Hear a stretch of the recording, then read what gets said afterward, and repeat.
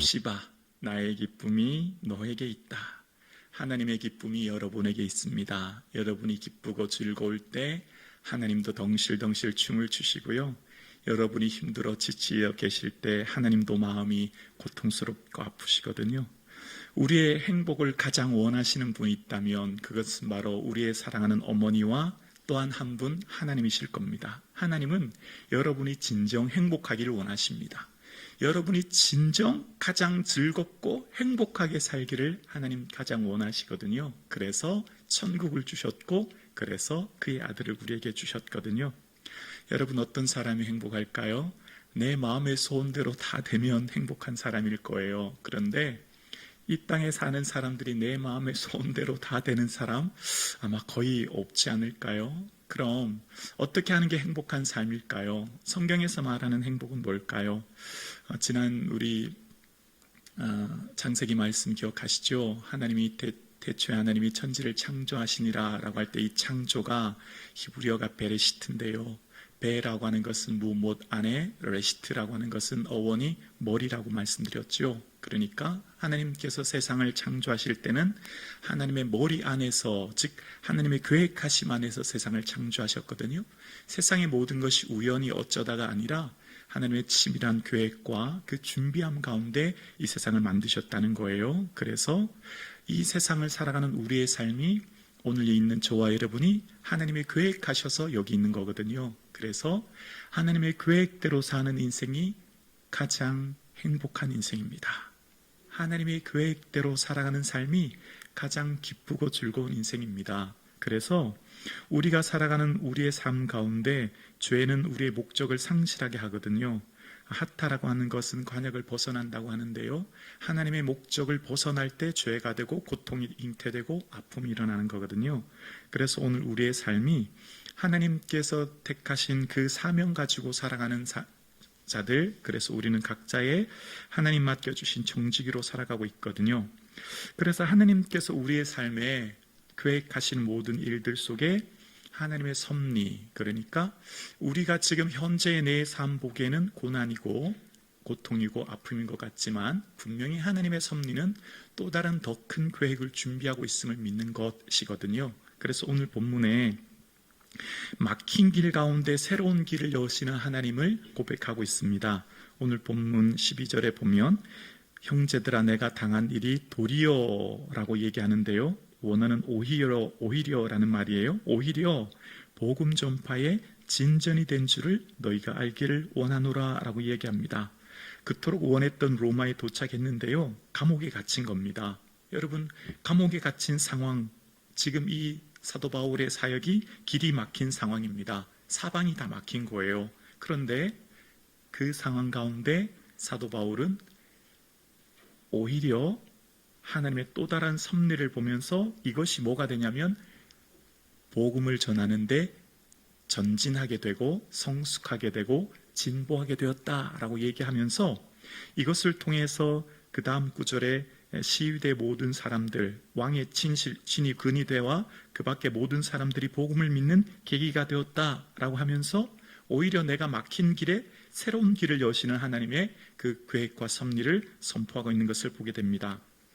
여러분, 우리에게는 하나님께서 계속해서 원하시는 것이 얘들아 너희는 내 마음을 좀 헤아렸으면 좋겠다라고 하시면서 기도하길 원하시는데요. 왜냐하면 기도해야 하나님 마음을 깨닫게 되거든요. 그래서 늘 그 기도라는 표현 속에 보면 깨어 기도하라 그런 표현이 나와요. 기도하라는 말은 곧 깨닫는 말인데 어떤 일에 민감하게 반응하는 것 아니겠습니까? 잠잘 때는 모든 것이 둔감해지는 것 아닐까요? 그러니까 깨어 기도하라는 것은 성령 충만하라는 것이고 그 하나님의 은혜를 이렇게 민감하게 반응하라는 것인데 기도하면 여러분 어떤 것이 좋은 점일까요? 하나님께서 왜 자꾸만 우리에게 기도하라고 하실까요? 하나님께서 교회를 만민의 기도하는 집이라고 하시잖아요. 여러분, 교회가 전도의 집, 사랑의 집, 여러 가지 중요한 성경의 가치가 많잖아요. 왜 기도하는 집이라고 했을까요? 여러분, 기도가 모든 것의 뿌리요 시작이거든요. 기도해야 사랑할 수 있고, 기도해야 전도할 수 있고, 기도해야 헌신할 수 있고, 기도해야 아버지의 뜻을 헤아릴 수 있거든요. 그래서 기도가 너무 중요한 거예요. 근데 이 기도를 통해서 우리가 하나님 앞에 서면 하나님의 시선을 갖게 되는데요. 성경은 하나님의 시선으로 나와 세상을 보게 하잖아요. 그러니까 기도하면 하나님의 시선으로 나의 삶을 재평가하게 되는 겁니다. 먼저 그 기도하면 어떻게 될까라고 하는 그 섭리의 신앙으로 나의 삶을 바라보게 되는데요. 기도로 보는 나의 인생에 우리는 과거, 현재, 미래로 나의 삶을 보잖아요. 과거의 삶을 기도하면 어떻게 될까? 기도하는 사람은 과거의 사건을 연결시킵니다. 다시요. 기도로 하나님 앞에 살아가는 사람은 지난날에 있었던 과거의 삶을 연결시킵니다. 이게 무슨 말이냐면 과거에 있었던 파편화된 사건들, A, B, C라고 하는 각자의 사건들, 그 파편화되고 조각화된 많은 사건들이 나를 고통스럽게 합니다. 나를 찌릅니다. 그때 그 사건만 없었더라면, 그때 그 사건이 내 삶의 걸림돌이야 라고 했던 수많은 조각화된 퍼즐과 같은 수많은 사건들을 연결시키기 시작하는 거예요. 연결시키면 그 연결을 통해서 하나님께서 계획하시는 그림을 보게 되는 겁니다.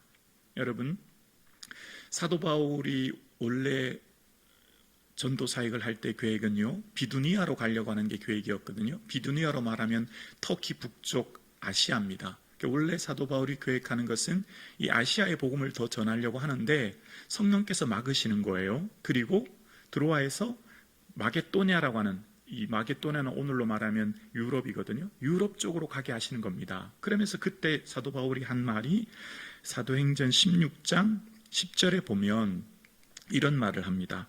바울이 그 환상을 보았을 때 우리가 곧 마게도냐로 떠나기를 힘쓰니 이는 하나님이 저 사람들에게 복음을 전하라고 우리를 부르신 줄로 인정하밀러라 라고 인정한다라는 이야기를 합니다. 이 인정이라고 하는 헬라어 원어는 쉼비바조라는 것인데요, 연결하다라는 의미입니다. 연결하다. 무슨 말이죠?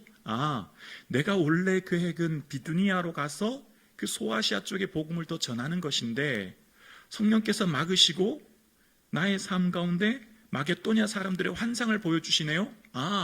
그래서 연결이 되는 거예요. 왜 비두니아로 막으셨고 왜 지금 내게 환상을 보게 하셨는지 사건의 파편화된 조각들이 연결되기 시작하는 거예요. 그리고 그 연결해서 하나님께서 뜻하시는 것이 유럽인 마게도냐로 가게 하시는구나 라고 하는 것을 결정 내리게 되는 겁니다. 그러니까 기도라고 하는 것은 우리의 삶의 수많은 파편화된 일들, 그 조각조각 일어났던 일들, 어쩌면 그 사건을 버리고 싶고 지우고 싶은 사건들을 연결시키게 되는 거예요. 그래서 하나님의 뜻대로 부르심을 입은 자들에게는 모든 것이 합력하여 선을 이룬다. 이 합력이라는 시네르게오고라는 단어도요, 함께 일한다는 뜻입니다. 함께 일하다.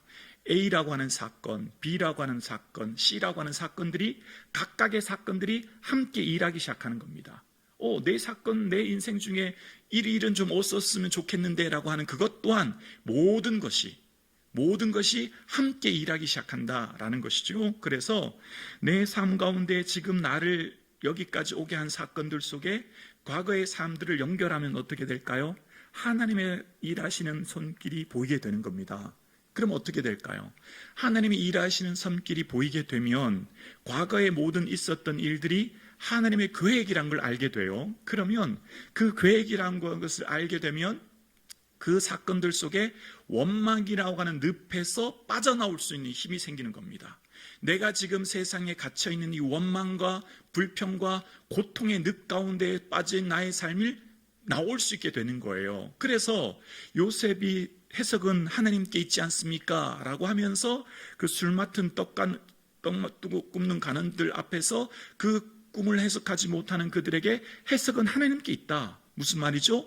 나는 내 인생을 하나님의 관점으로 해석한다는 겁니다. 그래서 이후에 형들을 만났을 때도 형님들 걱정하지 마세요. 한탄하지 마세요. 이리로 보내신 이는 당신들이 아니요 하나님이십니다 라고 어떻게 해요? 과거의 사건을 연결시키는 거죠. 그리고 함께 일하는 것을 보는 거죠. 그리고 그것을 통해서 하나님께서 하셨습니다 라고 고백함으로 형님들에 대한 원망과 형님들에 대한 복수가 아닌 형님들에 대한 위로를 얘기할 수 있는 겁니다. 그러니까 하나님께서 일하셨음을 어떻게 해요? 하나님의 주권 하에 있음을 바라보게 될 때 나의 현재의 삶의 원망이라고 하는 늪에서 빠져나올 수 있게 되고, 오히려 어떻게 될까요? 위로하게 되는 거예요. 내게 아픔 주었던 사람 내가 품게 되는 겁니다. 그리고 오히려 그들을 내가, 형님들을 내가 기르리이다, 형님들의 자녀를 기르리이다 고백할 수 있는 힘이 나오는 거죠. 그래서 오늘 내가 현재를 살아가는 나의 삶 가운데 우리의 삶은 하나님의 은혜로 연결시켜 보는 거예요. 염려는 무엇입니까? 메림나오라고 하는 염려는요, 메림나에서 나온 단어인데요, 메림나라고 하는 것은 나누다는 것입니다. 나누다, 끊임없이 나누는 거예요. 여러분, 신앙생활 따로, 직장생활 따로, 세상의 믿음 따로, 현실 따로 끊임없이 나누게 되면요, 우리의 삶이 아무런 힘을 발휘하지 못해요. 나 따로, 너 따로.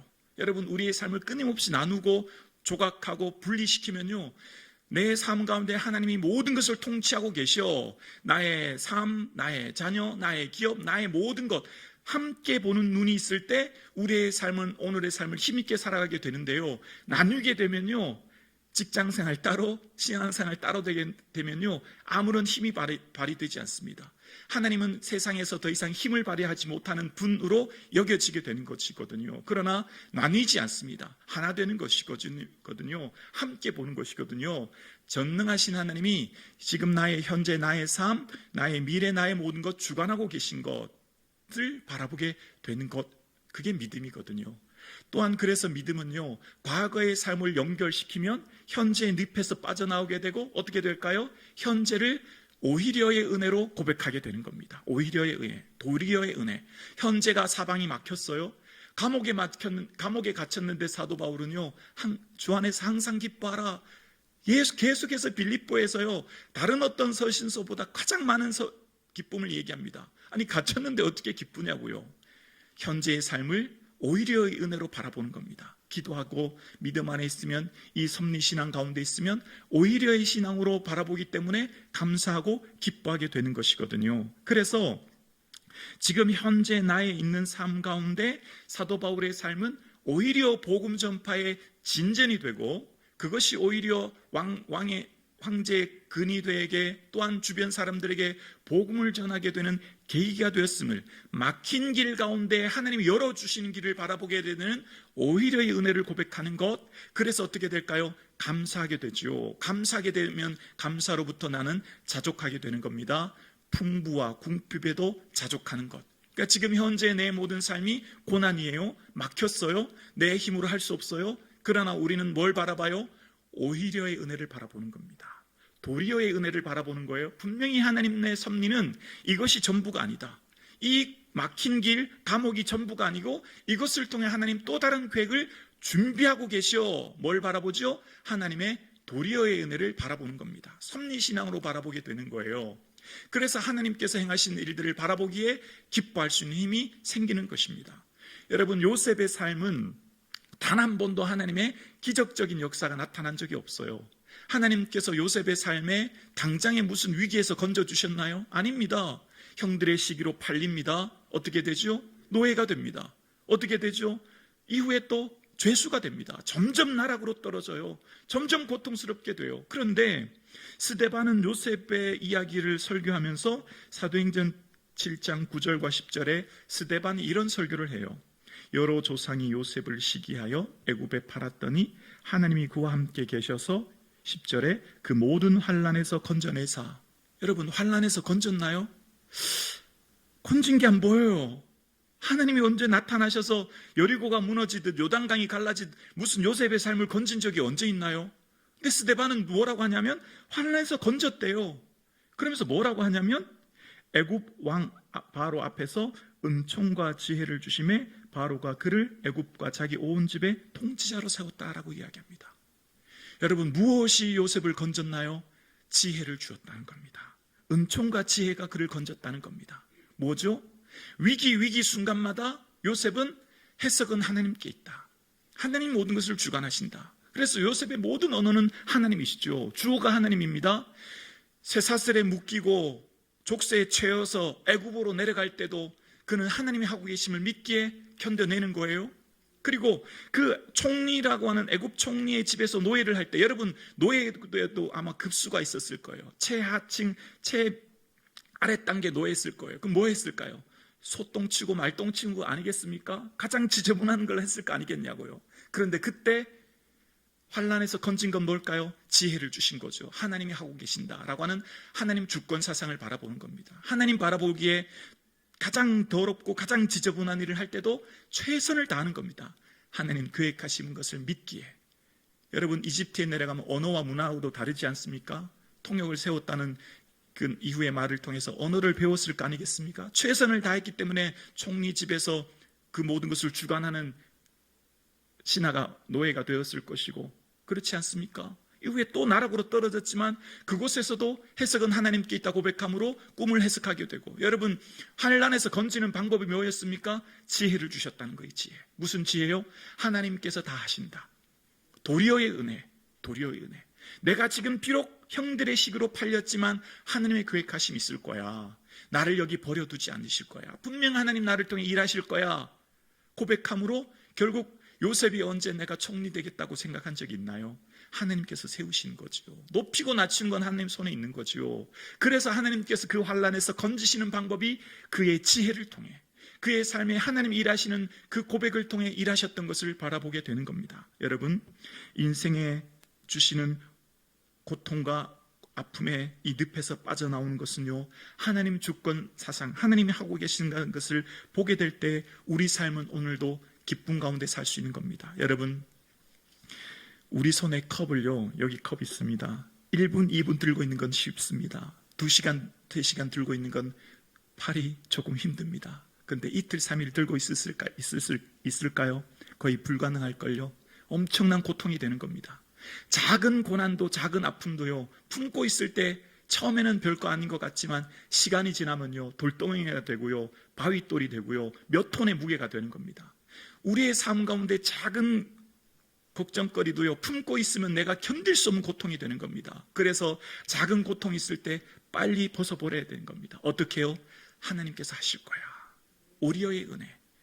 오히려 하나님께서 너 놀라운 은혜 주실 거야. 막힌 길 가운데 있는 이 상황 벗어버리는 것, 여기서 기쁨이 일어나게 되는 겁니다. 그러면 어떻게 될까요? 미래를 소망으로 바라보게 되는 거예요. 미래에 하나님 하실 일들을 바라보는 거예요. 하나님 안에 실패는 없다. 하나님 안에 실패는 없다.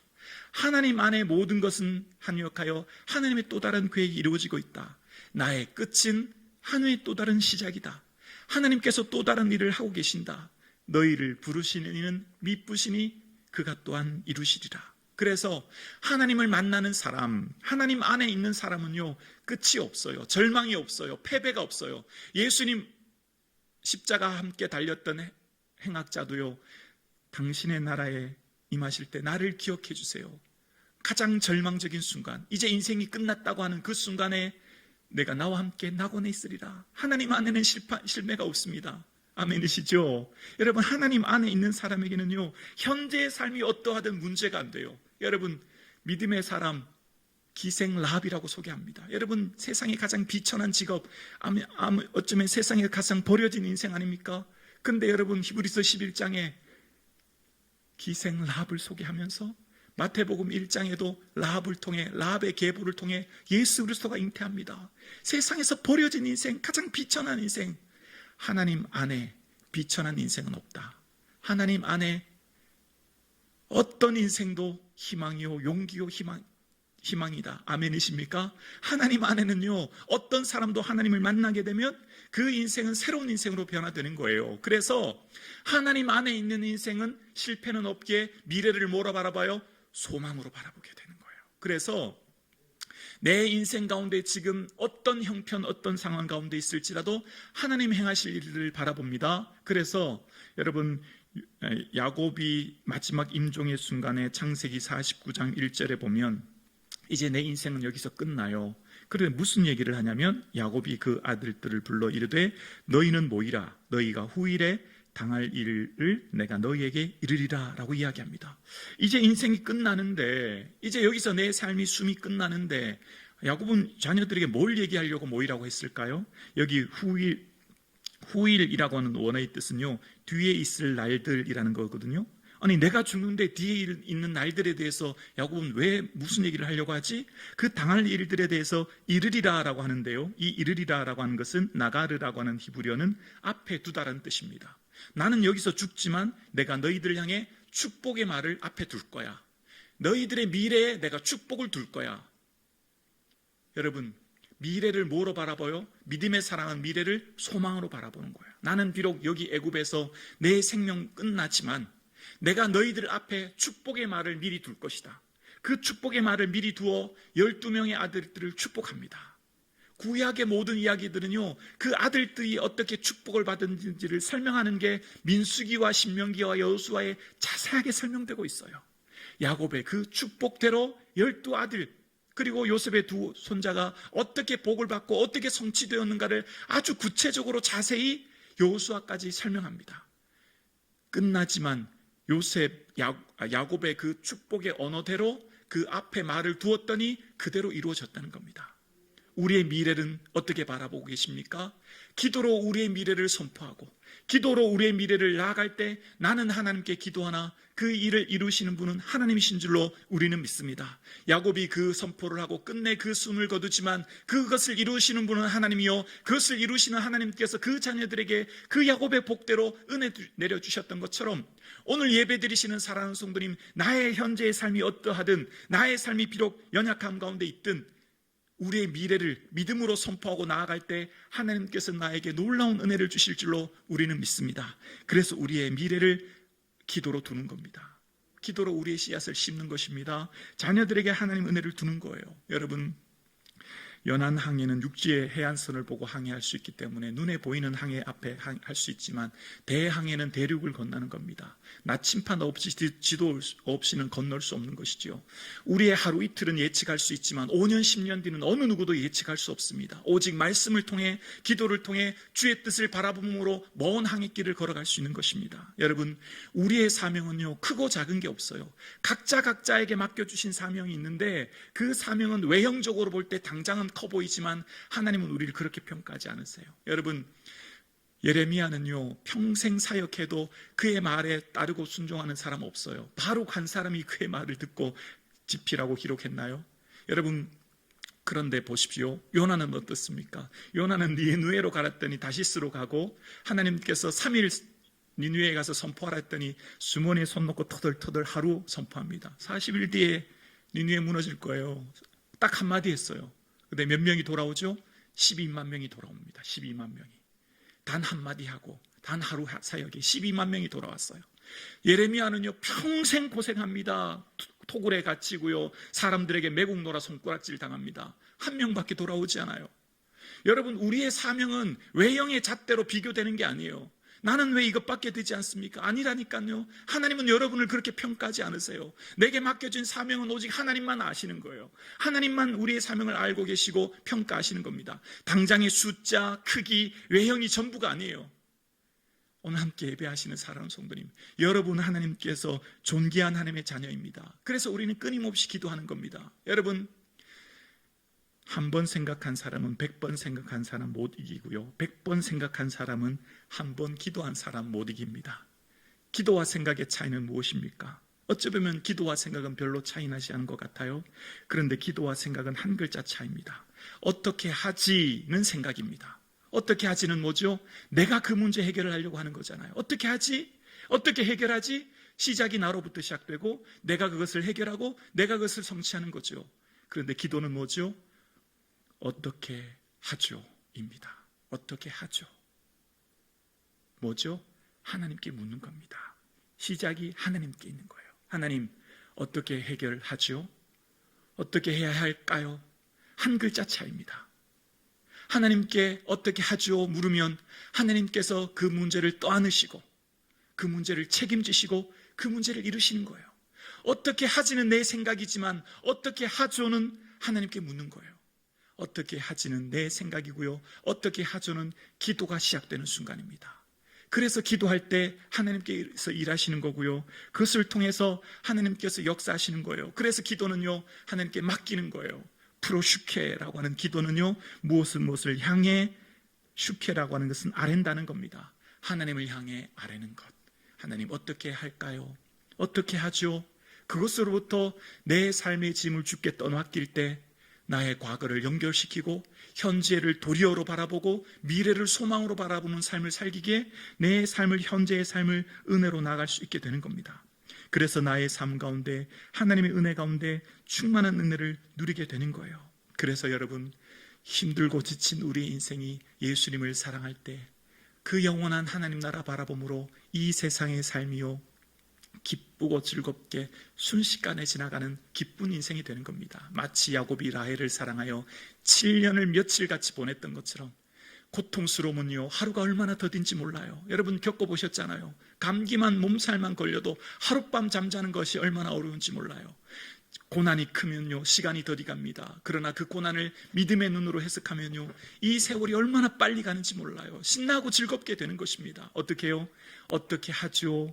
주님께 묻고 맡길 때 우리 인생이 새로워지는 것입니다. 함께 예배하는 사랑하는 성도님, 내 인생의 모든 것을 주님께 맡기고 어떻게 하죠? 맡김으로 과거를 연결시키고 현재를 반전의 은혜로 바라보시고 미래를 소망으로 선포하시는 저와 여러분 되기를 주님의 이름으로 축복합니다.